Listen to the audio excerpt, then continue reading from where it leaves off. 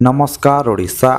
आज होची जुलाई मास 15 तारिख बुधवार। आउ राज्य रे लघुचाप जनित वर्षा को नहीं आज पाणीपाग विभाग तरफरु बड़ सूचना आसीची। तेबे भिडियोटी आरंभ करने पूर्वरु छोट गोटे रिक्वेस्ट, जदि आपण एपर्यंत आम चैनल को सब्सक्राइब करनाहांती ताहेले एबे ही सब्सक्राइब करी बेल आइकन को ऑन करी रखंतु, जहा फଳରେ प्रतिदिनर सठिक पाणीपाग अपडेट सर्वप्रथमे पाई पारिबे।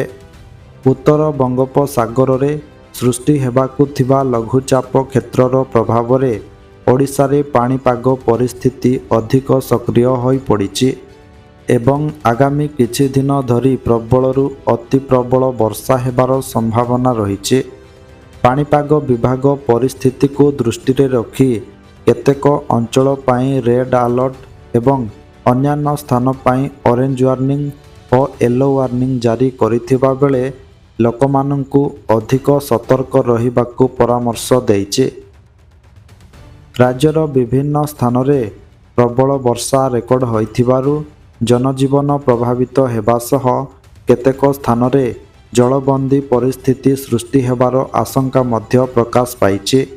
एही लगातार वर्षार प्रभाव विभिन्न सामाजिक और धार्मिक कार्यक्रम उपरे मध्य प्रभाव पड़िपारे बोली आकलन करा जाइथिबारु प्रशासन समस्त प्रस्तुति जोरदार करिछि।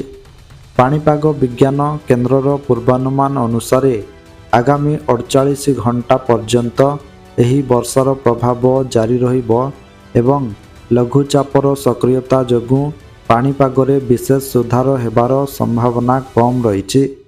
एहा सह 17 तारिख सकाळ पर्यंत लघुचापर प्रभाव बलवत्तर रहिपारे बोली आकलन करा जाइथिबारु समस्तंकु पाणीपाग विभागर सद्यतम सूचना उपरे नजर रखी अनावश्यक भावे बाहरकु न जिबाकु परामर्श दिया जाइछि। अन्यपटे भुवनेश्वर स्थित आंचलिक पाणीपाग विज्ञान केन्द्र पक्षरु आज पाई गुरुत्वपूर्ण सूचना मिली। आज राज्यर 3टी जिल्ला रे प्रबलरु अति प्रबल वर्षा पाई रेड वार्निंग जारी होइछि। ता सहित 10टी जिल्ला रे ऑरेंज अलर्ट एवं 7टी जिल्ला रे प्रबल वर्षा पाई येलो वार्निंग जारी करा जाइछि एवं बाकी 10टी जिल्ला रे पाणीपाग स्वाभाविक रहिबो बोली सूचना दिया जाइछि।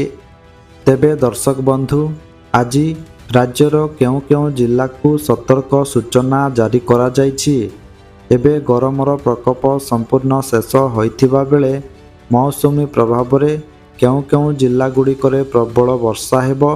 ता सहित केउ सबु जिल्ला रे बिजुली घड़घड़ी सह वर्षार आशंका रहिछि एवं राज्यर तापमात्रा आहुरी केते डिग्री सेल्सियस पर्यंत कमिबाकु जाउछि एवं एही मौसुमी वर्षा और बंगोपसागर रे सृष्टि होइथिबा लघुचाप को नहीं पाणीपाग विभाग कौन बड़ सूचना देइछि और एहार प्रभाव सारा ओडिशा रे किभଳି रहिबो ए नहीं संपूर्ण खबर एवं आपणक जिल्ला रे वर्षार स्थिति कौन रहिबो ताहा जानिबा पाई भिडियोटी को शेष पर्यंत निश्चय देखंतु।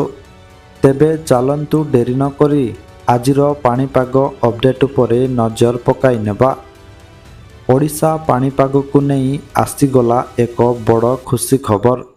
भुवनेश्वर आंचलिक पाणीपाग केन्द्र तरफरु आगामी 24 घंटा पाई अर्थात आज जुलाई 15 तारिख सकाळ 8टारु नहीं जुलाई 16 तारिख सकाळ 8टा पर्यंत राज्यर समस्त 30टी जिल्ला पाई बड़ चेतावनी जारी करा जाइछि।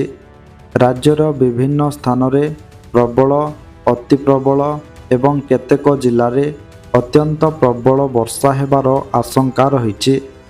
ओडिशा पाणीपाग को नहीं आसीगला एक बड़ खबर। पाणीपाग विभाग तरफरु 3टी जिल्ला पाई रेड वार्निंग जारी करा जाइछि। सही जिल्ला गुड़िक हेला भद्रक, केन्द्रापड़ा एवं जगतसिंहपुर। एही सबु जिल्ला रे विभिन्न स्थान रे प्रबलरु अति प्रबल वर्षा सहित किछि स्थान रे 20 ସେଣ୍ଟିମିଟରରୁ ମଧ୍ୟ ଅଧିକ ଅତ୍ୟନ୍ତ ପ୍ରବଳ ବର୍ଷା ହୋଇପାରେ। ଏହାପରେ ରାଜ୍ୟର 10ଟି ଜିଲ୍ଲା ପାଇଁ ଅରେଞ୍ଜ ୱାର୍ଣ୍ଣିଂ ଜାରି କରାଯାଇଛି, ଯେଉଁଠାରେ 12ରୁ 20 ସେଣ୍ଟିମିଟର ପର୍ଯ୍ୟନ୍ତ ପ୍ରବଳରୁ ଅତି ପ୍ରବଳ ବର୍ଷା ହେବାର ସମ୍ଭାବନା ରହିଛି। ସେହି ଜିଲ୍ଲାଗୁଡ଼ିକ ହେଲା ମୟୂରଭଞ୍ଜ, କେନ୍ଦୁଝର, ବାଲେଶ୍ୱର, ଯାଜପୁର, କଟକ, ଖୋର୍ଦ୍ଧା, ପୁରୀ, ନୟାଗଡ଼, ଗଞ୍ଜାମ ଏବଂ ଗଜପତି। ତାପରେ ରାଜ୍ୟର 7ଟି ଜିଲ୍ଲାରେ 7ରୁ 11 ସେଣ୍ଟିମିଟର ପର୍ଯ୍ୟନ୍ତ ପ୍ରବଳ ବର୍ଷା ପାଇଁ ୟେଲୋ ୱାର୍ଣ୍ଣିଂ ଦିଆଯାଇଛି। ସେହି ଜିଲ୍ଲାଗୁଡ଼ିକ ହେଉଛି ସୁନ୍ଦରଗଡ଼, ଦେଓଗଡ଼, ଅନୁଗୁଳ, ଢେଙ୍କାନାଳ, ବୌଦ୍ଧ, କନ୍ଧମାଳ ଏବଂ ରାୟଗଡ଼ା। ରାଜ୍ୟର ବାକି 10ଟି ଜିଲ୍ଲାରେ ପାଣିପାଗ ସ୍ୱାଭାବିକ ରହିବ ଏବଂ ସେଠାରେ କୌଣସି ୱାର୍ଣ୍ଣିଂ ଦିଆଯାଇ ନାହିଁ। ସେହି ଜିଲ୍ଲାଗୁଡ଼ିକ ହେଉଛି ଝାରସୁଗୁଡ଼ା, ବରଗଡ଼, ସମ୍ବଲପୁର, ସୋନପୁର, ବଲାଙ୍ଗୀର, ନୂଆପଡ଼ା, କଳାହାଣ୍ଡି, ନବରଙ୍ଗପୁର, କୋରାପୁଟ ଏବଂ ମାଲକାନଗିରି। ପ୍ରବଳ ବର୍ଷାର ଆଶଙ୍କା ଥିବାରୁ ରାଜ୍ୟର ସମସ୍ତ 30ଟି ଜିଲ୍ଲାର ଲୋକମାନଙ୍କୁ ବିଶେଷ କରି ରେଡ୍ ୱାର୍ଣ୍ଣିଂ ଏବଂ ଅରେଞ୍ଜ ୱାର୍ଣ୍ଣିଂ ଥିବା ଅଞ୍ଚଳର ଜନସାଧାରଣଙ୍କୁ ସତର୍କ ରହିବାକୁ ପ୍ରଶାସନ ପକ୍ଷରୁ ପରାମର୍ଶ ଦିଆଯାଇଛି। ଓଡ଼ିଶାରେ ପୁଣି ଥରେ ପାଣିପାଗର ସ୍ଥିତି ଗମ୍ଭୀର ହେବାକୁ ଯାଉଥିବା ବେଳେ ଉତ୍ତର ବଙ୍ଗୋପସାଗରରେ ସକ୍ରିୟ ହେଉଥିବା ଲଘୁଚାପ ପ୍ରଭାବରେ ଆଗାମୀ କିଛି ଦିନ ଧରି ରାଜ୍ୟର ଅନେକ ସ୍ଥାନରେ ପ୍ରବଳରୁ ଅତି ପ୍ରବଳ ବର୍ଷା ହେବାର ସମ୍ଭାବନା ରହିଛି। ପରିସ୍ଥିତିକୁ ଦେଖି ପାଣିପାଗ ବିଭାଗ ବିଭିନ୍ନ ସ୍ତରର ସତର୍କ ସୂଚନା ଜାରି କରିଥିବା ବେଳେ ବର୍ଷାର ତୀବ୍ରତା ଅଧିକ ରହିପାରୁଥିବା ଅଞ୍ଚଳଗୁଡ଼ିକ ପାଇଁ ବିଶେଷ ସତର୍କତା ଅବଲମ୍ବନ କରିବାକୁ କୁହାଯାଇଛି। ରାଜ୍ୟର ଅନେକ ସ୍ଥାନରେ ଭଲ ବର୍ଷା ରେକର୍ଡ ହୋଇଥିବାରୁ ଜଳବନ୍ଦୀ, ରାସ୍ତାରେ ପାଣି ଜମିବା ଏବଂ ଦୈନନ୍ଦିନ ଯାତାୟାତ ବ୍ୟାହତ ହେବାର ଆଶଙ୍କା ମଧ୍ୟ ବଢ଼ିଯାଇଛି। ପାଣିପାଗ ବିଶେଷଜ୍ଞଙ୍କ ଆକଳନ ଅନୁସାରେ ଆସନ୍ତା 48 ଘଣ୍ଟା ପର୍ଯ୍ୟନ୍ତ ବର୍ଷାର ପ୍ରଭାବ ଜାରି ରହିବ ଏବଂ କେତେକ ସ୍ଥାନରେ ଲଗାତାର ବର୍ଷା ଯୋଗୁଁ ପରିସ୍ଥିତି ଆହୁରି ଜଟିଳ ହୋଇପାରେ। ତେବେ ଦର୍ଶକ ବନ୍ଧୁ, ଏହା ଥିଲା ଆଜିର ସମ୍ପୂର୍ଣ୍ଣ ପାଣିପାଗ ଅପଡେଟ୍।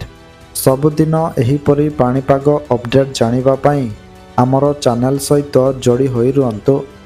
ଆଉ ଆପଣ କେଉଁ ଜିଲ୍ଲାରୁ ଏହି ଭିଡ଼ିଓ ଦେଖୁଛନ୍ତି ଏବଂ ଆପଣଙ୍କ ଜିଲ୍ଲାରେ ତାତି ଓ କାଳବୈଶାଖୀର ପ୍ରଭାବ, ତା ସହିତ ମୌସୁମୀ ବର୍ଷାର ପ୍ରଭାବ ଏବଂ ସୃଷ୍ଟି ହୋଇଥିବା ଲଘୁଚାପର ପ୍ରଭାବ କିଭଳି ରହିଛି କମେଣ୍ଟ ବକ୍ସରେ ନିଶ୍ଚୟ ଜଣାନ୍ତୁ।